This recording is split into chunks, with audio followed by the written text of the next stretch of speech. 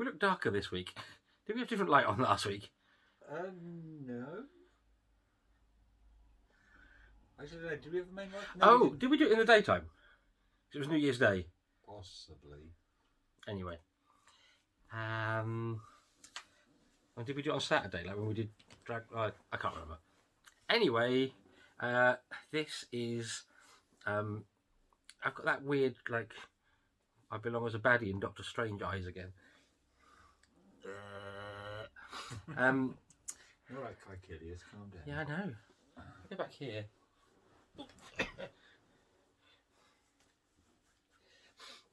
So this is the review for Star Trek Discovery, the final episode of season 3. Yes. See? Can they hear us from here? I don't know. Can you hear us? I think you probably can. You're asking the phone. If you can hear us, leave a comment. I don't know. I think so. I'm sure we've done it from that far away before. I can always bring it closer. Or I can always just like lean forward. There we go. I think if we lean forward, I don't know, the light. Anyway, hopefully this isn't going to be too long because I was... You're in my light, darling. You're in my light. Yeah, I've been with him too long, clearly. I'm picking up his habits. Love you. That is a thing I regularly used to say in technical rehearsals to actors. What, love you? Yeah. No, find your light. Because they'd stand there and they'd not be stood in the right place. There's a technical way to do it, but that's not what this video is about. So, although it could be, given how we ramble. It could be. And quite likely will be by the end. So, yeah, obviously if you haven't seen or don't wish to be spoiled, look away now. But, yeah, I don't know. I've seen it. Yeah. Well, it was on. It was weird. Okay, so thinking about this whole season, I remember really liking the start of the season, even though I can't massively remember what happened at all, even vaguely. I remember there was an episode that was Michael Burnham. Then there was an episode that was Discovery, and then they got back together. We should point out for people that are new to this channel, that's actually not like a slight against Discovery. That's just because. Oh yeah, no, that's just me. That's really bad memory. I'm not good at remembering things. I'm apparently good at being half in the shadow. I'm quite dark. Perhaps you should try leaning back and I'll lean forward. There we go. Hardly better. Even though now we're just like doing French and Saunders Lord of the Rings with the cups. No. No. You should have this one. You're the giant. No, but it's the... I'd rather watch that again than Discovery. But I think it depends what's on the TV as well, because I lit up then with whatever was on the Netflix screensaver going round. So yeah, sitcom comedy. Yeah, we're gonna at some point we're gonna do our screensaver video for Netflix. I think we should. Anyway, none of which is related to Star Trek Discovery, which I mean, you know, I can't say it was bad. You were talking about the season getting off to a good start. So I think it started off well. I think it really dipped in the middle, partly because we used to watch it with The Mandalorian, which was just phenomenal. Yes. I don't think which is why we obviously had that whole thing of we will watch Discovery first and then we will watch The Mandalorian. Yeah, because it just didn't work if you did it the other way around. So and then the final episodes, I mean, they were okay. They were okay with relatively solid Star Trek episodes, but I just think that have been as solid. I mean, obviously, you know, quality of production aside, because you wouldn't have had that. You know, you could have stuck those in the middle of Next Gen's run, and they wouldn't feel massively out of place or anything. Now, don't get me wrong, I love the Next Generation, but it was an 80s and 90s show, and I think Discovery should be just doing more. I tell you what it is, I just wasn't excited at any point during that episode. I never felt the danger or the peril. I always felt like it'll sort itself out. Yeah, I knew the outcome. There was no... I just didn't feel like there was any danger that they were going to take a risk anywhere. Do you know what I mean? And also the Emerald Chain just seemed to be built like this, like incredible threats, like towards the start, and then they sort of, I'm bleeding. I just squeezed it, and I'll talk about it after. I'll talk about the video. I picked a spot on my leg and it's bleeding. That's all. But yeah, it was like they were built up to be some. Basically, I felt they were positioned to be something like the Dominion, and they were essentially defeated over about an hour and a half. Well, I suppose. I mean, again, we're kind of. I don't think you're wrong in terms of how it was portrayed in sort of the season. I think we probably, on the assumption there is going to be a season 4, we probably need to see what they do with the Emerald Chain because I think they wrote them off in one line. No, because they made it quite clear in the previous episode when Asira and the Admiral were negotiating. Yeah. That basically this was Asira's grab for power. She wanted to be the power behind the throne, but that there was an awful lot she had to concede within the Emerald Chain. You know, she isn't the Emerald Chain. No, she's a major power player in the Emerald Chain, but there's a whole bunch of other. Yeah, but no, there was a write-off line at the end of this episode where Michael Burnham said, "Oh yeah, and the Emerald Chain have started talking to us and they're going to agree to work with us." I missed that completely. Yeah, they literally wrote them out in a line. And you had the woman from the Emerald Chain, the black woman in the white dress, came on and shook hands and walked off down the corridor with somebody. I don't remember that.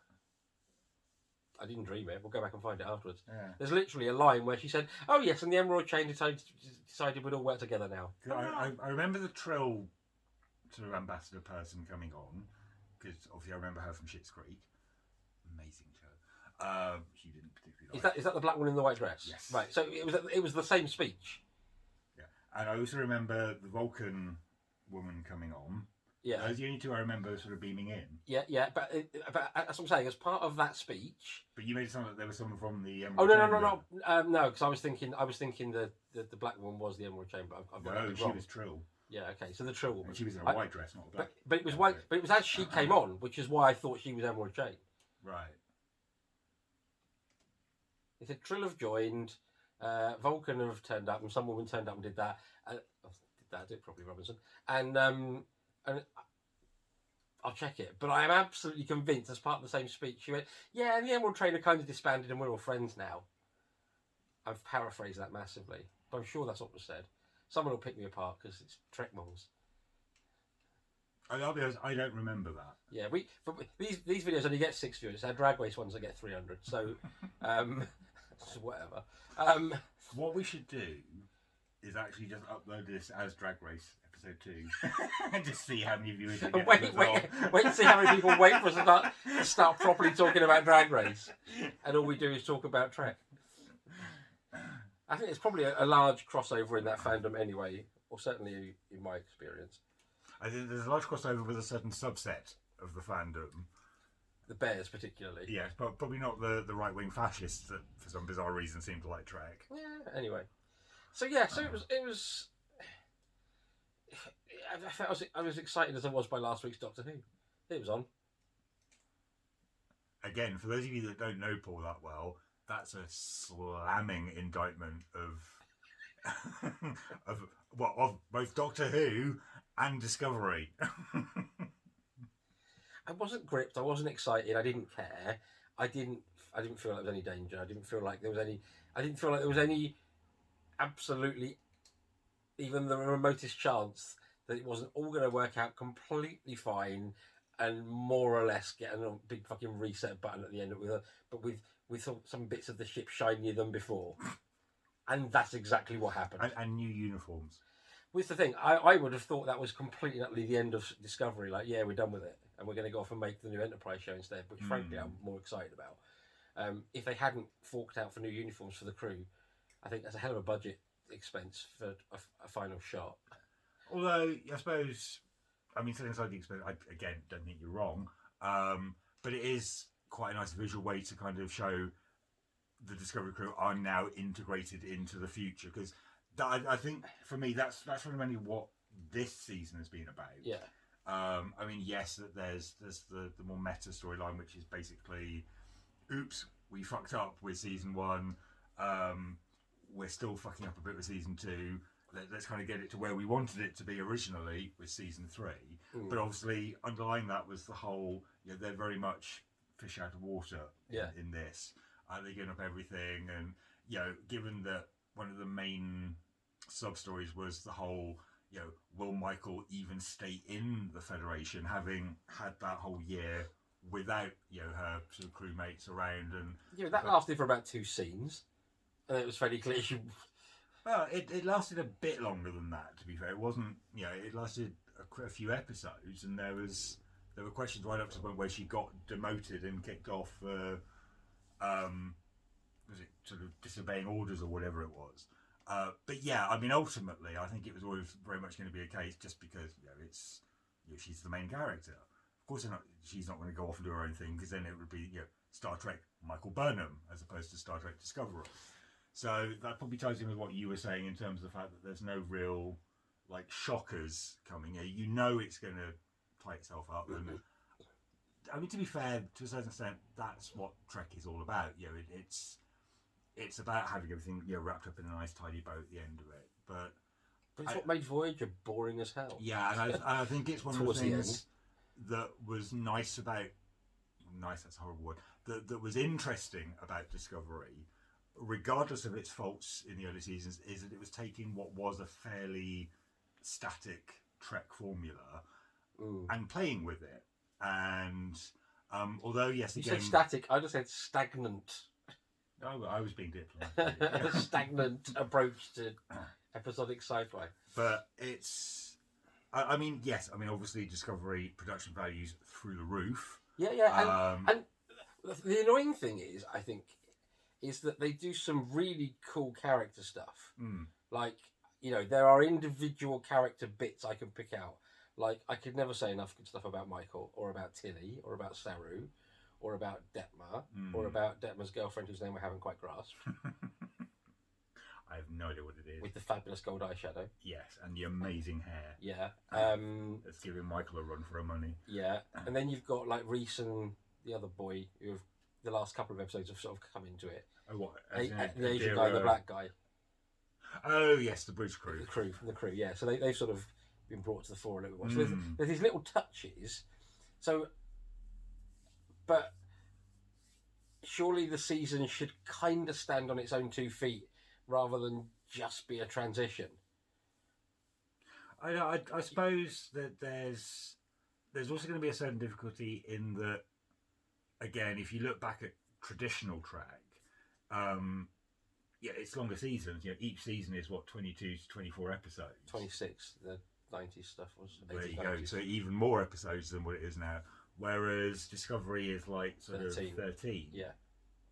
So the stories they're telling in Discovery, to a certain extent, are bigger because then they're not quite as certainly for Discovery. It's not really been. I mean, yes, they have episodic sort of plot lines, but it's part of a larger overarching story, which you didn't get quite so much. Probably Deep Space Nine was the closest you got to that. I mean, even Voyager, given the fact it was about the Voyager, was basically reset. Yeah, reset. Reset, including the characters. What the fuck were you playing at, script writers? Poor Harry Kim, Ensign Kim forever. Yeah, well, poor bloody Captain Janeway, who was basically whatever the story dictated for that particular episode and had no static moral compass. I do love Kate Mulgrew. All over it. Kate Mulgrew is a treasure. But I probably like her in spite of Janeway rather than because of Janeway. Yeah. I actually like her more for a lot of the video game voice work she's done since. Talk about Dragon Age for you gamers out there. All probably 2 of you within. I don't think our 6 viewers play those games. You don't know. I know who they all are. I don't think. I don't know. Maybe they do. Actually, Shell will know it because we'll probably play it. So Shell will probably get it. Because that game also had Claudia Black in it. Oh, did it? From Farscape? Yeah. Ooh. She's actually one of the main characters in right. it. So yeah, a little sort of tie in there. But yeah, I mean, I think I enjoyed the episode more than you did, clearly. Not hard. Yeah. Still don't like the burn as an explanation. I mean, it makes sense. It's basically this huge catastrophic thing. They have to tie it up somehow because it's going to drag and drag and drag and drag. And it is a very Trek way that they've addressed it. What? And I thought of something else I want to say, but it's not to do with the burn, so I'll let you finish. Okay. No, because if I let it carry on, you'll have forgotten what it is you want to say. Don't bite my finger for it. I won't forget. Watch this space, I bet you forget. So it kind of makes sense from a Trek perspective, but it was all, again, just a bit too neat and tidy and psychobabbly, and oh yeah, once we've done this, everything is fine. And thinking, okay, fine, okay, whatever. Absolutely, yeah. Love the character beats. Love the fact that we are actually starting to learn more about the bridge crew and other characters. Again, it's not just the Michael Burnham show anymore. I thought you said the Butch crew then. I was supposed to the Femme crew. Yeah, no, the bridge crew. Who mince around going, oh no, not those walls. Are you denying it? No. Well then, shut up. And again, obviously, the production values are nice. Not entirely convinced with their decision to make Michael captain at the end. Totally get where it's coming from. Agree with a comment that Brian posted on his Facebook that yes, it is part of her story arc. But I think it kind of writes Saru off a bit too quickly. So did Doug Jones just want to leave? I don't know. Given that he didn't have the makeup on for the last 2 episodes.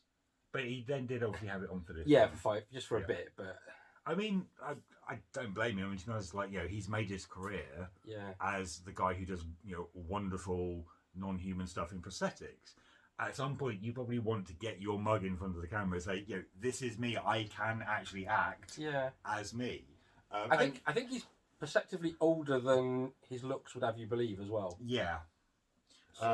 But he was good, and I must admit, he was definitely one of the highlights of this episode, because you didn't really get to see much of Doug Jones as Saru in, not last, because obviously they weren't in last, the one before. Yeah, the first one of the trilogy. So this kind of gave him a bit of room to stretch, which was obviously nice. Again, it was good to see Tilly, but again, I think her character was a bit underserved in this episode, because you had 2 episodes of her being built up to be, yes, she is Captain Material, and basically Michael comes along and saves the day, and Tilly's immediately just like, and it's not even Michael comes along and saves the day. She basically just goes, oh yeah, you can be a captain. Oh, and that is an order, by the way. Yeah, it was a bit like, yeah, it was very much, and again, you can probably sort of, in terms of like, dominant submissive personalities, you can see that dynamic in their relationship. So yeah, it kind of made you okay. I had a packet of Skips with lunch, and I can really taste them in that burp. So it does make sense from that perspective, but again, given the development that they've put Tilly through, and the fact that yes, she does have a backbone. I mean, even in earlier episodes where she was a bit like Tilly, you could see what they were building towards, which was that she wasn't this incredibly sort of socially inept ensign that she was right back at the beginning of season 1, episode 1. She has progressed. So I thought that was a bit of a pissing on her from a great height. And Mary Wiseman, we love you, we want to see more of you. I don't even know her name. What, Mary Wiseman? Yeah, I'm sure you did, because I'm sure you said it last week. Don't think so. You probably didn't. You just forgot. Oh, maybe. Yeah, it's quite likely. But yeah, I mean, it was. I say it's probably my favourite season, because I think it's been the most cohesive. I preferred last season because you had Hot Kirk and Hot Spock. Anyway, what were you going to say? Have you remembered? Is the Discovery a fucking TARDIS? That turbo lift scene. You remembered. Jesus Christ. It just kept going and going. Okay. Now, not being funny, right? Okay, so this is where I'm going to get really, really Trek mong on this. And just for a change. So, there have been plenty of establishing shots where we've zoomed into windows. So we've got a really good idea of the scale of Discovery. Plus, it's got to sit pre-Kirk, or actually not pre-Kirk, as it happens around the era of Kirk's Enterprise. So we it's kind of well established how big those ships are. Now, I know in the J.J. Abrams movies, the interior space of the Enterprise appeared to just be an industrial warehouse, enormous. Because again, they had turbo lift scenes that just were like ridiculous. But this was a turbo lift traveling through this vast space, and it reminded me of, you know, in the Hitchhiker's Guide to the Galaxy, when you get to the world builder dude, right? In any version of it, the book, the radio play, TV show, or the film. I want to say started out fast. Yeah, I think you're right. But it just kept going, for one thing, at quite a speed, and you continually see things zipping by in the background. Then it was in this huge space, and I was thinking, so is Discovery hollow, right? And literally all the rooms and corridors just run around the edges like veins, and the middle is just this enormous space for turbo lifts. Ooh. What's the point in that? Actually, what that, because obviously you have shots where it's like zipping through because Michael's gone off. And then it went down for it, and then they dropped the warp core, and that fell for about 100 stories. Yeah. And then you saw the outside of the ship, and it's like that. Yeah, but what that like sort of framing shot basically reminded me of was the inside of the Borg cube from Picard. And we know how big Borg cubes are compared to like Federation vessels. So what's going on there? Seriously. Somewhere on the line, the Time Lords came along and refitted Discovery's turbo lift system. That's what happened. It's part of the temporal accords. We don't talk about it. It's why they've got a whole thing where time travel's outlawed, because someone will go back and realise, hang on. Someone had sex with a TARDIS in here, and this is what the result was. So yeah, come on. I mean, I'm not. You know, I'm not saying make it square inch to square inch realistic, but you can't add 17 fucking miles to the inside of something that's 3 miles long, can you? You can if it's a TARDIS. Unless it's a TARDIS. And then it's perfectly acceptable. And indeed encouraged. Yeah. I also loved the fact that, because like I said to you when it ended, is basically it's left us more or less, you were like, oh, it's just about rebuilding the Federation. Is that going to be that interesting? I went, well, that's more or less what the original series was, and they played us out with the original series theme tune, which actually did make me go, ah!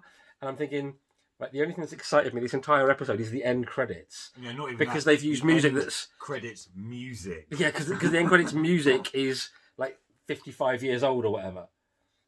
So... It's actually older than you. Well, Star Trek is. Star Wars isn't. Star Trek is. So, yeah, I saw somebody I know post today that they're pretty much over Discovery and not going to bother with it anymore because it's just been shit. And I'm like, I can't say it's been shit. That would be a lie. I can say that it's...